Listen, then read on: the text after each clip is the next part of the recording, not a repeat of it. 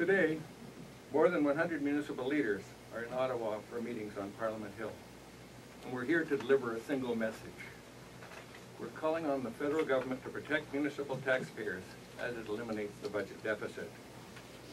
During the 1990s, federal and provincial downloading forced municipalities to raise taxes, cut services, and delay infrastructure repairs.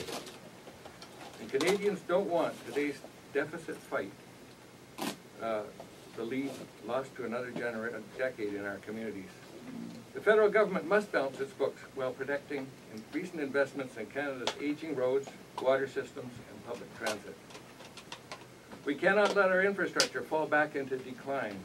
Municipal taxpayers cannot solve the $123 billion municipal infrastructure deficit on their own. The most pressing challenge is the new federal wastewater regulations. Starting next year, the regulations will set new national standards for Canada's 3,500 wastewater systems. From Cape Breton to Metro Vancouver, 1 out of every 4 of those systems will need to be rebuilt from the ground up. Environment Canada expects the cost to exceed $20 billion.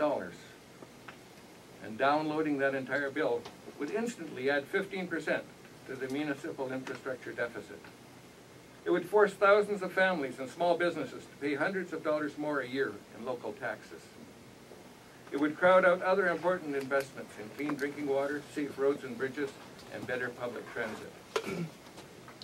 Talks on the regulations are underway between municipalities and the federal government. They must lead to a solution that protects municipal taxpayers.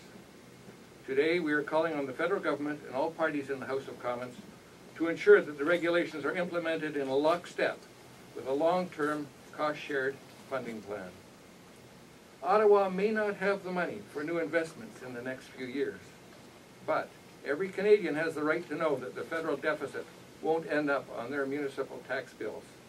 All governments, federal, provincial, and municipal, must continue to work together to protect the gains we've made and build on them as the budget outlook improves. Thank you. Alors, nous sommes aujourd'hui et pour les prochains jours réunis à Ottawa. Nous sommes plus d'une centaine d'élus municipaux à travers le pays pour rencontrer toutes les formations politiques représentées à la Chambre des communes, le gouvernement et bien sûr les autres formations politiques. Alors, on a un message clair. Alors, notre message, en fait, c'est de protéger le contribuable local, le contribuable municipal, pour ne pas que nous devenions, bien sûr, les victimes de la lutte au déficit. Vous vous souvenez tous, parce que vous êtes tous très jeunes, dans les années 90, lorsque le gouvernement canadien avait réduit les paiements de transfert aux provinces, qu'on appelle dans le jargon du délestage. Alors les provinces, bien sûr, dans ma province, en tous les cas, au niveau de Québec, il y avait eu également un délestage au niveau municipal, ce qui a eu comme résultat que c'est le contribuable municipal, celui qui paie des impôts fonciers, qui a été pris avec les conséquences de ces gestes-là. À titre d'exemple, on a dû, à cette époque-là, augmenter les impôts fonciers, on a dû réduire les services, et on a dû aussi reporter des réfections des infrastructures. Moi, je peux vous en parler parce que, juste pour Montréal, le fait que le gouvernement du Québec a arrêté de subventionner les opérations, je parle juste du transport en commun, ça a résulté pour l'île de Montréal à une facture de 150 millions. Alors, c'est juste pour vous donner un exemple de ce que les villes ont vécu dans les années 90 avec ce délestage au niveau fédéral et provincial. Alors, on ne veut plus revivre ça, bien sûr. Alors, ce qu'on souhaite, c'est que le gouvernement fédéral maintienne ses investissements récents, notamment dans les routes, le transport en commun et dans notre réseau d'eau. Alors, vous savez qu'à travers le Canada, il y a déjà, au moment où nous nous parlons, un déficit en termes de réfection des infrastructures de plus de 123 milliards de dollars. Alors, c'est pour ça que la situation, évidemment, est extrêmement sérieuse. Alors, comme notre président le mentionnait, deuxièmement, c'est que le gouvernement fédéral, il y a quelques mois, nous a annoncé qu'il faisait des nouveaux règlements au niveau de la gestion des eaux usées.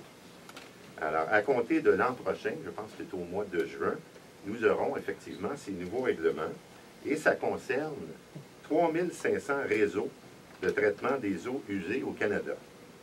Alors, selon nos estimations, plus du quart de tout ce réseau, de 3500 réseaux, devra être remis à niveau. Et ça représente une facture de plus de 20 milliards de dollars.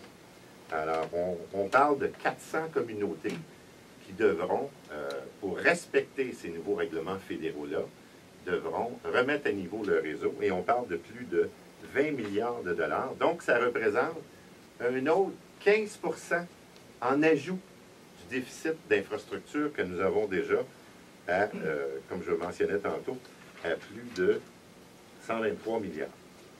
Alors, ce que ça représente, ça, si on n'a pas d'entente avec les gouvernements supérieurs, comme je le mentionnais, ça représente des taxes encore pour le contribuable local, le contribuable municipal. Ça représente aussi un report, encore une fois, des investissements nécessaires dans notre réseau d'infrastructures, dans le transport en commun et dans notre réseau d'eau. Cependant, la bonne nouvelle maintenant, c'est que nous sommes en discussion depuis plusieurs mois avec le gouvernement fédéral pour trouver une façon de cofinancer tous ces nouveaux règlements-là. Et nous avons bon espoir d'arriver à une entente. Mais encore une fois, le message que l'on passe aujourd'hui, c'est que nous devons absolument, avec le gouvernement fédéral, trouver une façon de cofinancer ces milliards d'investissements nécessaires pour assainir, évidemment, notre réseau d'eau et le traitement des eaux usées. Alors, on sait que Ottawa, évidemment, veut annihiler, veut réduire son déficit de 150 milliards, mais encore une fois, on ne veut pas être les victimes, un peu comme nous l'avons été dans les années 90. Alors, c'est pour ça que nous sommes ici aujourd'hui et que nous rencontrons l'ensemble des formations politiques représentées à la Chambre des communes. Merci de votre bonne attention.